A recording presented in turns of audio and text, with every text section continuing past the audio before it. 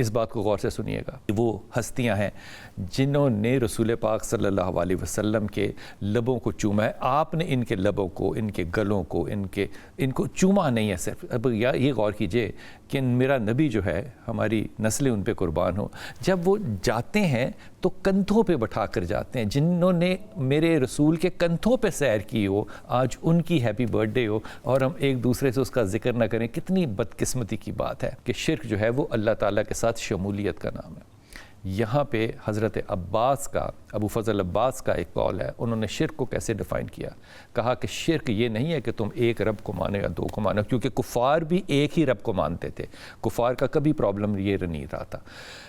شرک یہ ہے کہ تمہیں حق کا پتہ ہو اور تم حق کے ساتھ کھڑے نہ ہو، اس سے بڑا شرک کوئی نہیں ہوتا۔ تمام وہ میرے دیکھنے والے اور سننے والے جو آج ہمیں دیکھ رہے ہیں اور سن رہے ہیں، ان کو امام حسین کی جو مبارکباد ہو، ان کی آج ہیپی برتھ ڈے ہے۔ اور کتنی عجیب بات ہے کہ ہم 14 فروری مناتے ہیں، ہم مدرس ڈے مناتے ہیں، ہم کتنے وہ دن مناتے ہیں جن کا کہ ہمارے ساتھ دور دور تک کوئی واسطہ نہیں ہے، کیونکہ میرے لیے تو مدرس ڈے ہر دن میری ماں کا دن ہوتا ہے، میرے لیے ہر دن میرے باپ کا دن ہوتا ہے، ان کی وجہ سے ہم یہاں پر ہیں۔ لیکن کمال بات ہے کہ ہم اپنے اماموں کے دن جب آتے ہیں تو یقین کیجئے کہ ہم بالکل ہی بے بہرا ہوتے ہیں۔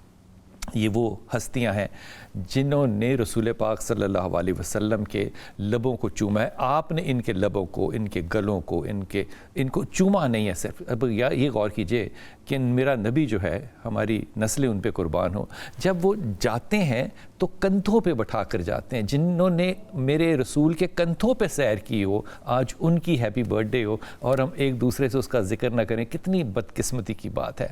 اسی لیے اس معاشرے میں سے وہ جو ایک ہیرو ورشپ تھی نا، وہ کم ہو گئی۔ آپ کا مسلک سے جس سے مرضی تعلق ہو، لیکن جب آپ ان لوگوں کی تاریخ پڑھیں گے اور یہ پڑھیں گے کہ شرک کیا ہوتا ہے، اس بات کو غور سے سنیے گا۔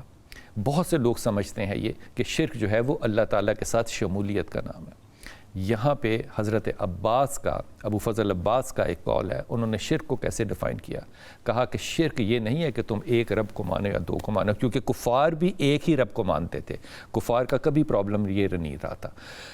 شرک یہ ہے کہ تمہیں حق کا پتہ ہو اور تم حق کے ساتھ کھڑے نہ ہو، اس سے بڑا شرک کوئی نہیں ہوتا۔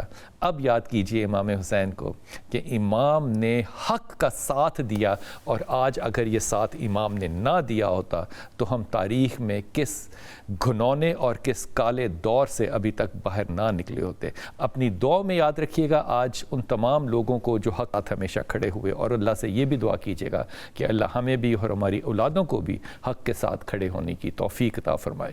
اپنی دعا میں یاد رکھیے گا۔ اللہ آپ کو ثانیہ دے اور ثانیہ بانٹنے والوں میں سے رکھے۔